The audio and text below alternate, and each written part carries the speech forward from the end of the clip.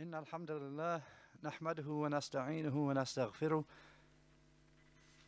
ونعوذ بالله من شرور أنفسنا ومن سيئات أعمالنا من يهده الله فلا مضل له ومن يضلل فلا هادي له وأشهد أن لا إله إلا الله وحده لا شريك له وأشهد أن محمدا عبده ورسوله. أما بعد, then to continue with Riyadh al-Salihin of Imam Nawawi rahimahullah, then we are on chapter 217 in Kitab al-Fada'il, the book of virtues, chapter 217, Babu wujubi sawmi Ramadan wa bayani fadli siyam wa ma yata'allaqu bihi, the chapter of the obligation of the fast of Ramadan and an explanation of the virtue of fasting and whatever is related to it. So last time we had the initial explanation of Shaykh Muhammad ibn Salih al-Uthaymeen rahimahullah for the start of the chapter and for the ayahs brought by Imam al-Nawawi, the ayahs from Surah al-Baqarah with regard to fasting. And then Imam al-Nawawi rahimahullah, he follows that by saying, وَأَمَّا الْأَحَادِيث فَقَدْ تَقَدَّمَتْ فِي الْبَابِ الَّذِي قَبْلَهُ. As for the ahadith, ahadith with regard to fasting, as for the ahadith, then they have preceded in the chapter which came before it. In the chapter on zakat, those general hadith where they mention the pillars of Islam, the shahada, the prayer, the zakat, hajj to the house, and fasting. In general, they have preceded. And then he follows this with the specific hadith on fasting in the chapter, beginning with hadith number 1223. وعن أبي هريرة رضي الله عنه قال قال رسول الله صلى الله عليه وسلم قال الله عز وجل كل عمل ابن آدم له إلا الصيام فإنه لي وأنا أجزي به والصيام جنة فإذا كان يوم صوم أحدكم فلا يرفث ولا يصخب فإن سابه أحد أو قاتله فليقل إني صائم والذي نفس محمد بيده لخلوف فم الصائم أطيب عند الله من ريح المسك للصائم فرحتان يفرحهما إذا أفطر فرح وإذا لقي ربه فرح بصومه متفق عليه. وهذا لفظ رواية البخاري. وفي رواية له يترك طعامه وشرابه وشهوته من أجلي الصيام لي وأنا أجزي به والحسنة بعشر أمثالها. وفي رواية لمسلم كل عمل ابن آدم يضاعف الحسنة بعشر إلى 700 ضعف. قال الله تعالى إلا الصوم فإنه لي وأنا أجزي به يدع شهوته وطعامه من أجلي للصائم فرحتان فرحة عند فطره وفرحة عند لقاء ربه ولا خلوف فيه أطيب عند الله من ريح المسك. And from Abu Hurairah radiallahu anhu, who said, Allah's Messenger sallallahu alayhi wasallam said, from Abu Hurairah radiallahu anhu, who said, Allah's Messenger sallallahu alayhi wasallam said, Allah the Mighty and Majestic said, all of the deeds of the son of Adam are for him, except for fasting, for it is for me, and I will give recompense for it. And fasting is a shield. So when it is the day of the fast of one of you, then let him not speak in an obscene manner, and let him not shout. And if anyone abuses him or tries to fight with him, then let him say, I am fasting. And by the one in whose hand is the soul of Muhammad, the change of odor in the mouth of the fasting person is purer with Allah than the smell of misk, the smell of musk, perfume. For the fasting person, there are 2 times of joy which he will feel. When he breaks his fast, he feels joy. And when he meets his Lord, he will feel joy on account of his fasting, agreed upon. He said, and this was the wording of a narration of Al-Bukhari. And in one narration of his, there occurs, he leaves his food and his drink and his desire for my sake. Fasting is for me, and I will give recompense for it. And a good deed is rewarded with 10 times its like. He said, and in a narration of Muslim is the wording, all of the deeds of the son of Adam are multiplied in reward. One good deed with 10 times its like, up to 700 times. Allah the Most High said, except for fasting, for it is for me, and I will give recompense for it. He leaves his desire and his food for my sake. For the fasting person, there are 2 times of joy. A time of joy when he breaks his fast, and a time of joy when he meets his Lord. And the change in odor in his mouth is purer with Allah than the fragrance of musk. As for who reports this hadith, then just as Imam Nawawi rahimahullah said, it's indeed reported, agreed upon, reported both by Al-Bukhari and Muslim, with various wordings. You'll find it in the Sahih of Al-Bukhari in 5 different places. Firstly, in the book of fasting, Kitab al-Sawm, chapter 2, the virtue of fasting, hadith 1894, 1894. Also in the book of fasting, wa alaikum salam wa rahmatullah. Also in the book of fasting, chapter 9, should a person say that he is fasting if he is abused? Hadith 1904, 1904.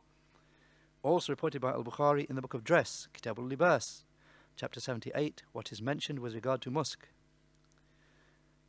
Hadith 5927, and reported by Al-Bukhari in Kitab al-Tawheed, the book of Tawheed, chapter 35, Hadith 7492, 7492, and also in Kitab al-Tawheed, chapter 50, the Prophet sallallahu alaihi wasallam mentioning and narrating from his Lord, Hadith 7538. And reported by Imam Muslim in his Sahih, and all the rest of those who report it, they all report it in the book of fasting, in their books, in the book of fasting, Kitab al-Siyam. So Imam Muslim in the book of fasting, Hadith 1151, and he brings a number of narrations. Also reported by Abu Dawood in his Sunan, chapter 25, the fasting person backbiting, Hadith 2363, reported by Nasa'i in his Sunan, chapter 42, Hadith 2214 to 2219. And finally from the Sunan, reported by Ibn Majah, chapter 21, what occurs with regard to ghiba, backbiting, and obscene speech for a fasting person, Hadith 1691. And reported by many others besides, reported by Imam Malik in his Muwatta, Imam Ahmad in his Musnad, Al-Bayhaqi, Ibn Khuzaymah, Ibn Hibban, Al-Baghawi in Sharh al-Sunnah, Imam al-Darimi, and others besides. As for some of the phrases in the hadith to make a mention of, then from them is the saying of Allah's Messenger sallallahu alaihi wasallam, reporting from his Lord, as the scholars point out, this is a hadith Qudsi, where the Prophet sallallahu alaihi wasallam reports the words of his Lord, Allah the Most High. So he's saying, "Kullu amal ibn Adam lahu, illa as-sawm, fa innahu li, wa ana ajzi bihi." That all of the deeds of the son of Adam are for him, except for fasting, for it is for me, and I will give reward for it. And with regard to this phrase, the people of knowledge, they mention a large number of sayings in explanation of what this phrase means. And Al-Hafidh ibn Hajar in Fath al-Bari, his explanation of Al-Bukhari, he mentions 10 sayings in some detail. Also, Imam as-Suyuti in his explanation of An-Nasa'i, and Imam Shawkani in Nail al-Awtar, they mention that some of the earlier scholars have gathered the different sayings in explanation of what this phrase means, and they've gathered 55 different sayings. So obviously without even attempting to go into them, but there are a large number of sayings with regard to the meaning of this phrase.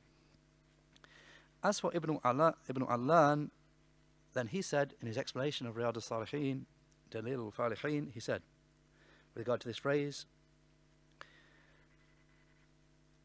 إِلَّا الصَّوْمِ فَإِنَّهُ لِي, except for fasting. All of the deeds of the son of Adam are for him, except for fasting, for it is for me.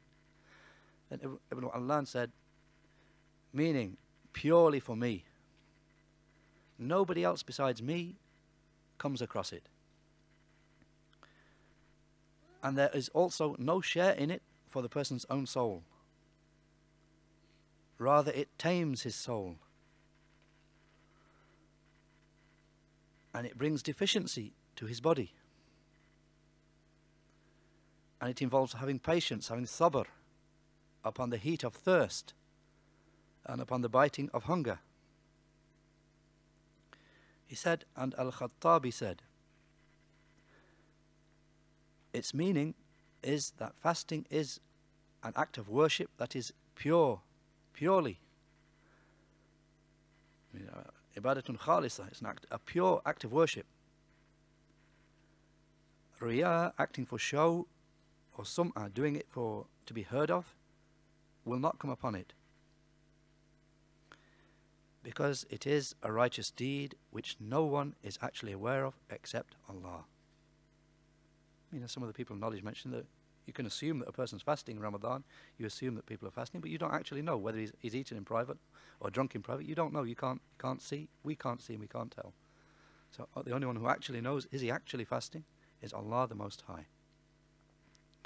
Also on the same point, Imam Abu Awana said in his Mustakhraj upon Muslim, his book of Hadith, where he brought the narrations of Sahih Muslim from other sheikhs, he said, Abu Awana said, the meaning of his saying, As-sawmu li wa ana ajzi bihi, fasting is for me and I will give reward for it. Its meaning is, I am in charge of giving its reward. Since fasting, or I will take it upon myself to give reward for it.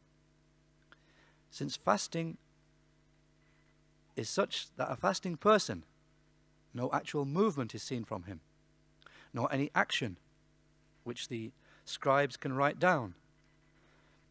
Rather, it is just a case that he is having sabr, he is having patience in keeping away from food and drink.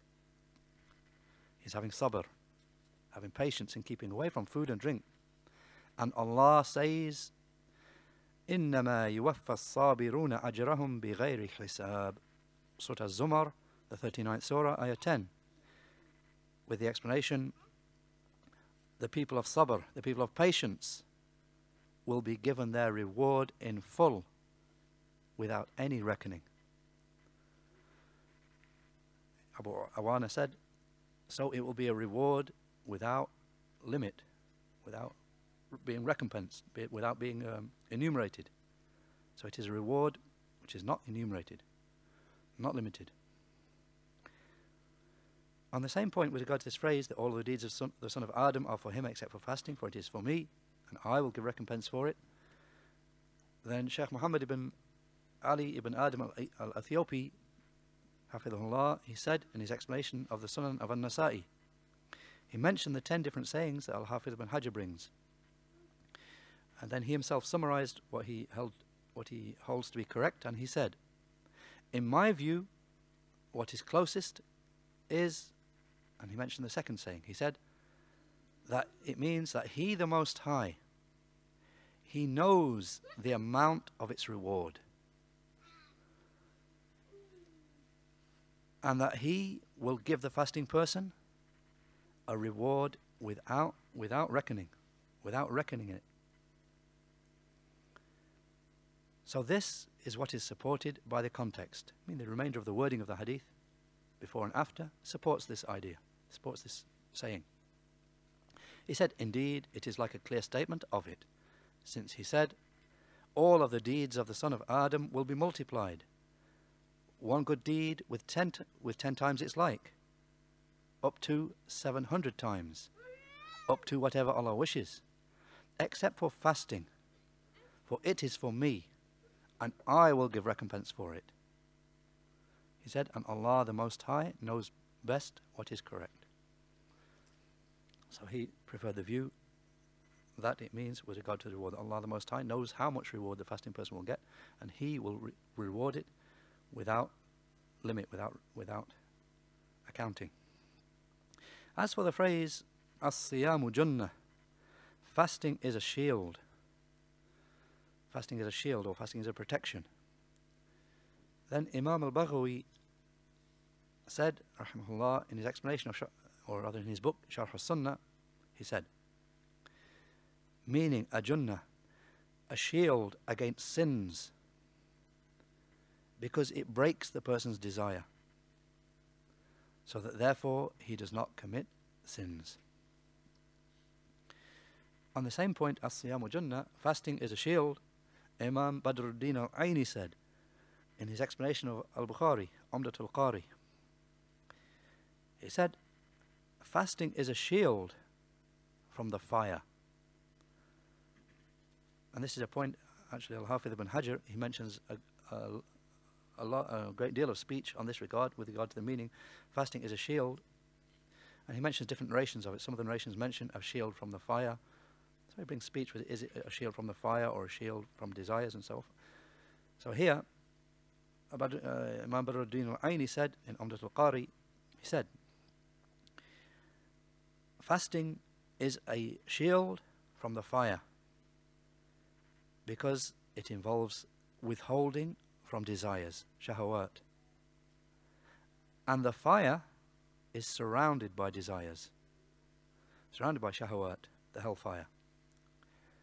Just as occurs in the authentic hadith, حُفَّتِ الْجَنَّةُ بِالْمَكَارِهِ وَحُفَّتِ النَّارُ بِالشَّهَوَاتِ, that the Prophet ﷺ mentioned, the paradise has been surrounded by difficult things, disagreeable things, difficult things, whereas the hellfire has been surrounded by shahawat, by desires.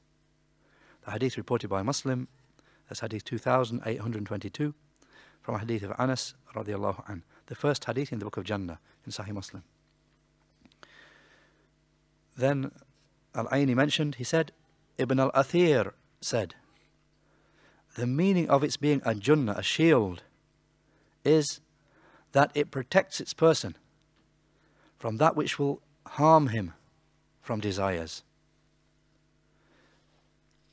And he said, and Iyad said, meaning Al-Qadi Iyad, he said, its meaning is that it shields him from sins, or from the fire, or from both, or from all of that. Means one saying it means it's a shield from sins, another saying is that it's a shield from the fire, or thirdly, from both of those. It's a shield from both.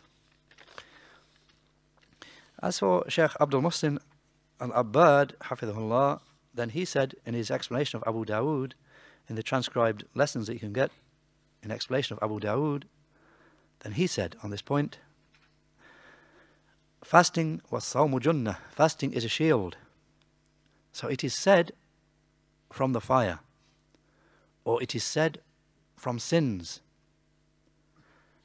And both of these are what is meant. I mean, actually, both of these are meant. He said, so fasting is one of the means to security from punishment in the fire. And also, in it lies security from sins. Because when a person eats a great deal and drinks a great deal, then he gains the ability and he gains activity which may lead him to desiring something forbidden. However, when he fasts, then his strength becomes weakened and his strength and his desire becomes weakened. So therefore, it is from the means for protecting him from sins. As for the phrase that when the person is fasting, لا يرفث, then he should not do rafath, لا يرفث, he should not speak in an obscene manner. Then with regard to this phrase, لا يرفث, Al-Hafidh ibn Hajar said in his explanation of Al-Bukhari, Fathul Bari, what is meant by rafath here is al-kalam al-fahish, obscene speech. And he brings quite some speech here in this regard. It's the same phrase that occurs in the hadith about Hajj, the person performing Hajj who does not perform rafath. And he mentions that normally rafath, it means sexual relations. But here in this case it means that which is before that, which may lead to it, but meaning speech of a sexual nature or speech of an obscene nature. So what he said, what is meant here in this hadith by al-rafath is al-kalam al-fahish, obscene speech. Likewise, on the same point, Imam al-Nawawi said, rahimahullah, it is stupid speech and obscene speech.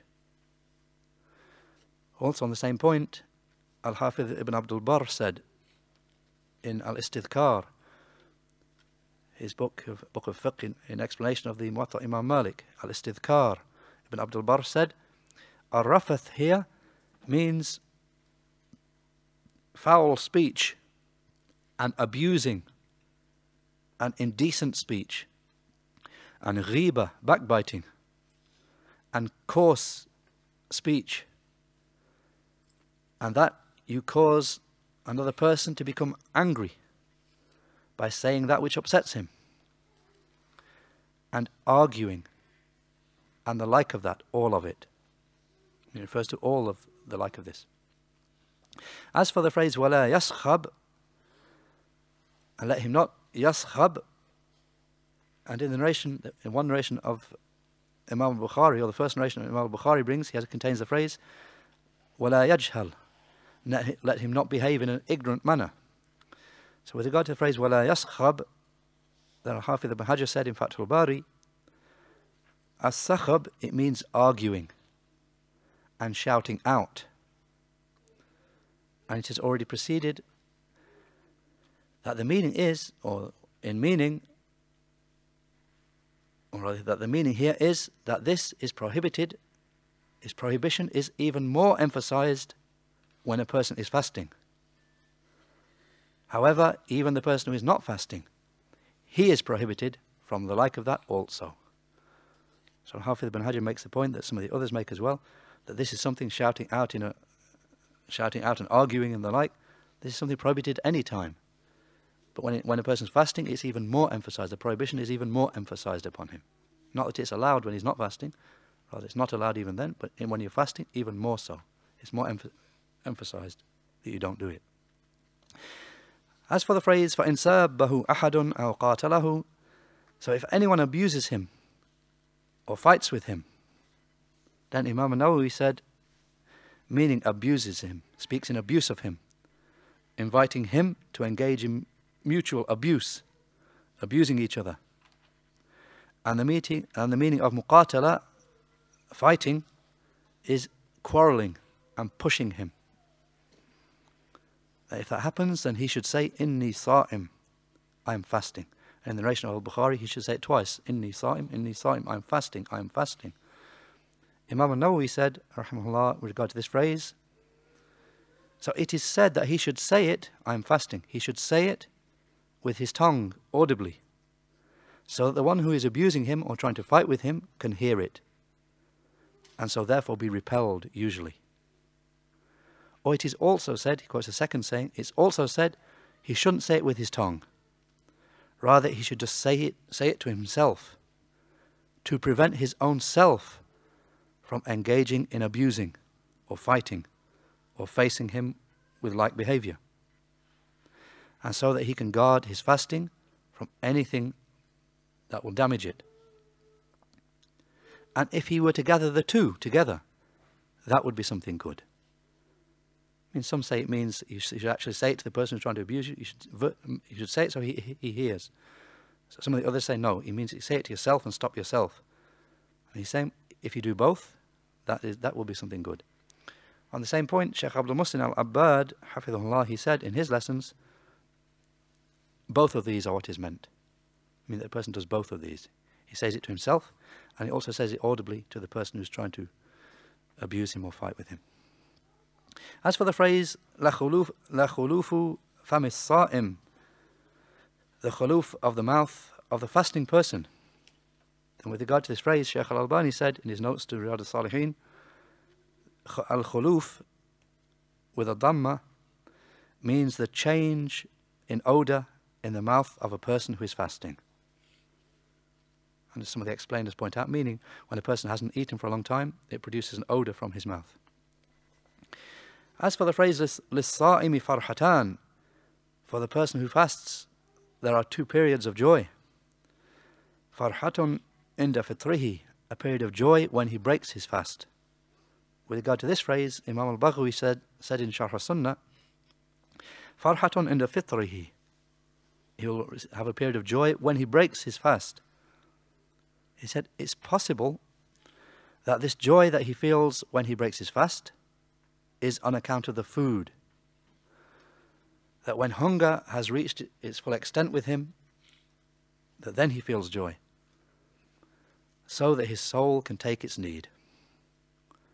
Or it is possible, he mentions the second possible meaning for joy when he breaks his fast, it's possible that his joy will then be on account of what he has been guided to and granted with regard to completing the fast, for which he has been promised tremendous reward. I mean, either of these are possible in meaning. He can be overjoyed on account of either of those meanings. On account of the fact that he can now eat, or on account of the fact that he's realized that now he's completed the fast. As for the phrase يَتْرُكُ طَعَامَهُ وَشَرَابَهُ وَشَهْوَتَهُ مِنْ أَجْلِي, that he leaves his food and his drink and his desire on my account, or for my sake. And Al-Allama Siddiq Hassan Khan said in his explanation of Al-Bukhari, Awn al-Bari, referring to the shahwa, the desire. Because some of the explainers, some of them mention it as being a general desire in general, including food and drink. He's left all his desires, his desire for marital relations, his desire for food, his desire for drink. And some of them mention it being restricted to marital relations. So Siddiq Hassan Khan said, meaning the desire for jima', the desire for sexual relations, because of the fact that it's been already joined onto a mention of food and drink. So it's something different than food and drink. So the desire for marital relations. Or it is possible that it is a case here of mentioning that the general after the specific. I mean, his desire for food, drink, and his desire in general. Then he said, however, there occurs with Ibn Khuzaymah, in the narration of Ibn Khuzaymah in his Sahih, there occurs the wording, he leaves his wife on my account. So that is a clear statement of the first case. It means a specific desire. And even more clear than it is what occurs with Al-Hafidh Sammawayh, with the wording food and drink and jima'. Food and drink and sexual relations. Finally, as for the phrase as-siyamu li, fasting is for me, then Ibn Allan said in his explanation of Riyadh al-Salihin, regarding this phrase, fasting is for me, meaning nobody else besides me has been worshipped with it. Even though all acts of worship are to be for Allah the Most High. However, the kuffar, the disbelievers, they used to venerate their objects of worship by making sajda, prostration to them, and by making offerings, sadaqah, to them.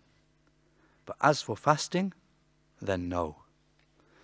I mean, none of the idol worshippers and the like offered fasting as an act of worship for any of the idols. That's an act of worship that's only been for Allah, the Most High. As for the points of benefit to be taken from the hadith, then amongst them are the following 5 points of benefit. Firstly, that which Imam al-Bukhari quotes as a chapter heading for the hadith, That hadith shows fadl as-sawm, the virtue, the excellence of fasting. The second point of benefit is also a chapter heading reported by Al-Bukhari, that it shows the fasting person guarding his tongue. The third point of benefit is something which Imam an-Nawawi mentioned in his explanation, that the hadith shows the prohibition for the fasting person to engage in lewd speech, meaning obscene speech and foul speech. And the fourth point of benefit is that which Al-Qurtubi mentioned in his explanation of Muslim al-Mufhim. He mentioned a point of fiqh here. Al-Qurtubi said, they disagree, meaning the people of knowledge, they disagree about if a fasting person does abuse, speaks in abuse of someone, or backbites him. They disagree. I mean, the scholars disagree with regard to the ruling. If a fasting person, he shouldn't do it, but if he does, they disagree about the ruling. So the Jumhur, the great majority, hold that this doesn't nullify his fast. Whereas Al-Awza'i, Imam Al-Awza'i, he holds that that breaks his fast and nullifies his fast. And this was the saying of Al-Hasan, meaning Al-Hasan al-Basri from the Tabi'een, I think. He said, I think. And a side point here is this was also the saying of Ibn Hazm, as you'll find it on Muhalla, volume 6, page 177. That the like of this, what's mentioned in the hadith, backbiting, abusing and the like, it doesn't just reduce the fast, it nullifies it. But as we heard, the saying of the vast majority of the scholars is that these are matters which reduce the fast, they reduce the reward. On that same point, Al-Hafidh ibn Abdul Barr said in Al-Istidhkar, he said, fasting in the Sharia, fasting in the Islamic legislation, is to withhold from food and drink and sexual relations. This is what is obligatory from it, with all of the Imams. Whereas its sunan, its sunnahs are to also withhold from falsehood and useless talk and obscene speech.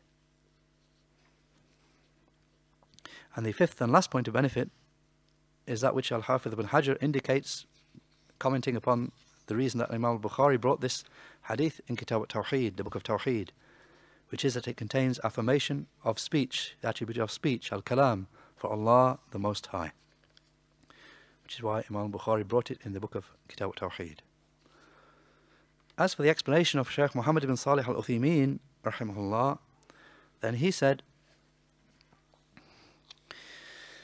as for the hadith of Abu Hurairah, then the author, rahimahullah ta'ala, brought it in the chapter of the obligation of fasting, after having mentioned the ayahs. And he mentioned a number of points of benefit which are contained in it. He said,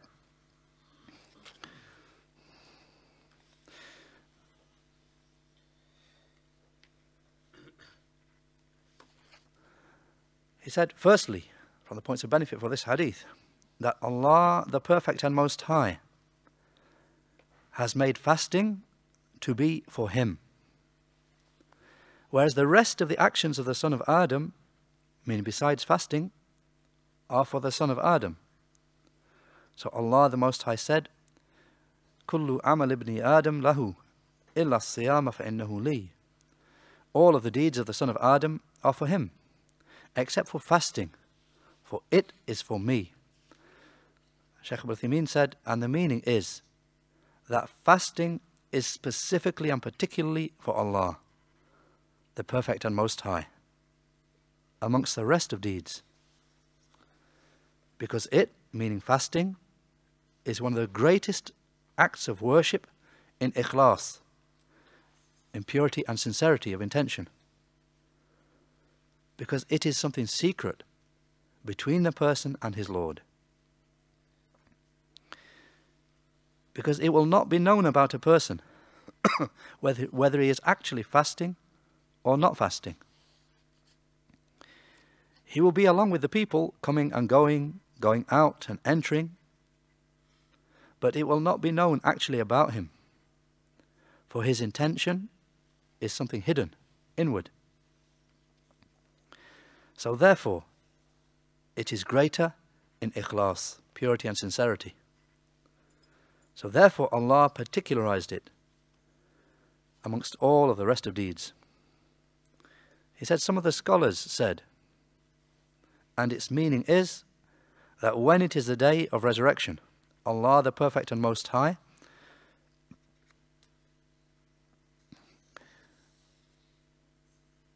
when a person is being dealt with regard to acts of oppression that he has committed against the rest of the people, then good deeds will be taken away from him,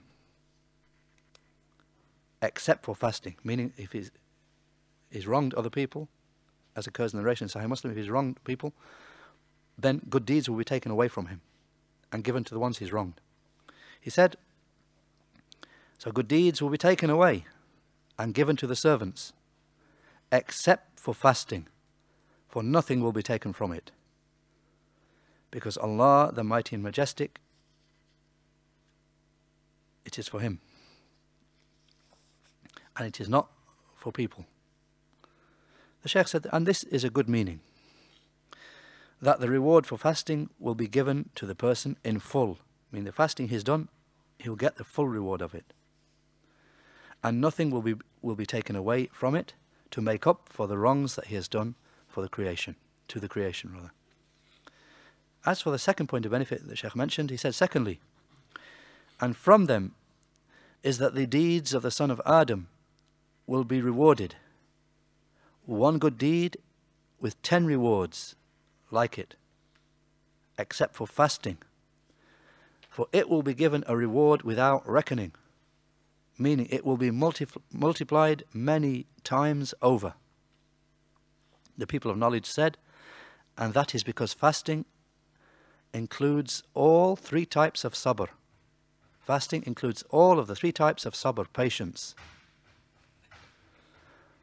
So it contains having patience upon obedience to Allah, and having patience in keeping away from sinning against Allah, and having patience upon those matters that Allah has decreed should occur. And he breaks that down. All of the 3 types of sabr, patience. He said, as for having patience upon obedience to Allah, then it is because the person compels himself to fast, even though sometimes he may dislike it, disliking its difficulty, not disliking the fact that Allah has made it obligatory. For if he disliked fasting on account of the fact that Allah has made it obligatory, then all his deeds would be rendered null and void. But rather he's just disliking its difficulty. Yet despite that he compels himself to do it. So therefore he has sabr, he has patience upon keeping away from food and drink and marital relations, for the sake of Allah, the Mighty Majestic. And therefore, Allah, the Most High, said in the Hadith Qudsi, يَتْرُكُ طَعَامَهُ وَشَرَابَهُ وَشَهْوَتَهُ مِنْ أَجْلِي. He leaves aside his food and his drink and his desire for my sake. Then the Shaykh mentions the second type of patience involved. He said, as for having patience, meaning involved in fasting, as for having patience in avoiding sinning against Allah. He said, this also occurs for the fasting person, since he has patience with his soul, keeping it away from disobedience to Allah the Mighty Majestic. So therefore he keeps away from false speech and indecent speech and ignorant behavior and evil speech, falsehood. And other than that, from those things that Allah has made forbidden. And he mentions the third type of patience, which is also involved in fasting. He said, as for having patience upon those things that Allah has decreed should occur, that is, that when a person is fasting, he encounters what he encounters, especially in the days when it is summertime, when the days are long and hot, and he then encounters weakness and tiredness and thirst, which causes him pain and causes him trouble. But yet he has patience, he has sabr, because he is doing that, seeking the pleasure of Allah. So therefore, because of all of the three types of patience, which it includes, then Allah will reward it without reckoning. Just as Allah the Most High said, إِنَّمَا يُوَفَّى الصَّابِرُونَ أَجْرَهُمْ بِغَيْرِ حِسَابٍ. Surah Az-Zumar, again the 39th surah, again the same ayah 10, with the explanation. Those people who have patience, they will be given their reward without reckoning. Then the third point of benefit that Shaykh al-Uthaymin mentions for the hadith, he said, and from the points of benefit that are included in this hadith are that the fasting person will have two times of joy. The first time of joy is when he breaks his fast. He'll feel joy from two aspects. The first aspect is that he has carried out an obligation from the obligations that Allah has made and that Allah has favored him with. And how many people there are in the graveyards. I mean, how many people there are dead, or the people who have died and they're now in the graves, who would wish to be able to fast a single day. But he cannot do it. I mean, he's passed on now, can't fast. How many of them would love, if they could, to be fast, to fast for the reward one more day? But he can't do it. So this person, Allah has favored him with being able to fast. So therefore he fasted. So this is a ni'mah, this is a favor. And how many people begin a fast but don't complete it, are not able to complete it. So when the person breaks his fast, he has feelings of joy that he has carried out the obligation that Allah made upon him. And the second aspect of joy is, he said, he feels joy also, a different joy, which is that Allah has made permissible for him that which conforms to his nature, from food and drink and marital relations. Allah has made it permissible for him again, after it was prohibited for him. So these are two joys which he feels when breaking the fast. Firstly, that Allah has favored him with completion of this obligation. And secondly, that Allah has favored him with that which he has permitted for him, from those things that he loves, from food and drink and marital relations. Then the fourth point of benefit the Shaykh mentions is, and from the points of benefit of this hadith, is an indication towards the benefits of fasting and towards the wisdom behind the obligation for fasting, the obligation of fasting. He said, he, sallallahu alayhi wasallam, said, فَإِذَا كَانَ يَوْمُ صَوْمِ أَحَدِكُمْ فَلَا يَرْفُثْ وَلَا يَصْخَبْ. So when it's the fast of one of you, when it's the day of the fast of one of you, let him not speak indecently, and let him not shout out.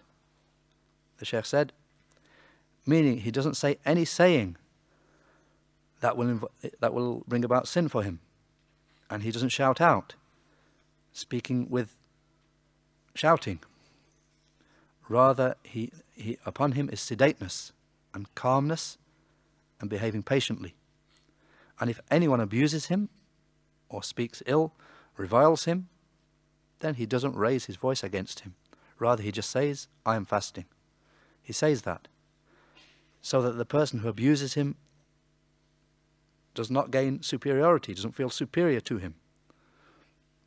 So it is as if he is saying, I am not unable to confront you on account of what you have abused me with. I mean, I could say the same back to you. It's as if he is saying, I'm not unable to respond to you with the like of your abuse of me. But however, I am fasting. My fast prevents me from rebutting you.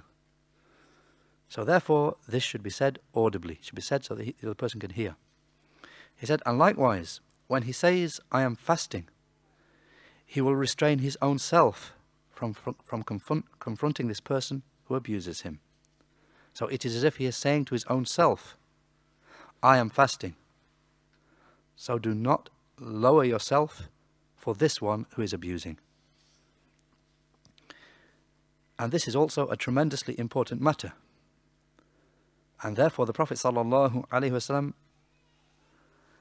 when he saw something from this world which pleased him, and he feared that his soul would become attached to it, then he would say, Labbaika innal aisha aishul akhirah. At your service, O Allah, the true life is the life of the hereafter. And they mention in a footnote, you'll find a hadith containing this dhikr, reported by Al-Bukhari, and it should be hadith 6413, and Muslim, and it should be hadith 1805. The Shaykh said, so a person's soul is created upon loving that which it inclines towards, and his desires. So if he sees something which is pleasing to him from this world, then let him say Labbaik, meaning at your service, O my Lord. Innal aisha aishul akhirah. The true life is the life of the hereafter. And as for the life of this world, then it will pass away and disappear. The Shaykh finished by saying, so these are from the points of benefit of fasting that the author rahimahullah ta'ala he brought by bringing the narration of Abu Hurairah radiallahu anhu from the Prophet sallallahu alaihi wasallam. And in this hadith there are actually two types of hadith. This one hadith contains the two types of hadith. Wordings which are Qudsiyya, hadith Qudsi, from the speech of Allah, the Mighty and Majestic, which the Prophet sallallahu alaihi wasallam reported from his Lord. And alfadh and wordings which are Nabawiyya, from the speech of the Prophet sallallahu alaihi wasallam himself. And Allah knows best. Wa subhanakallah.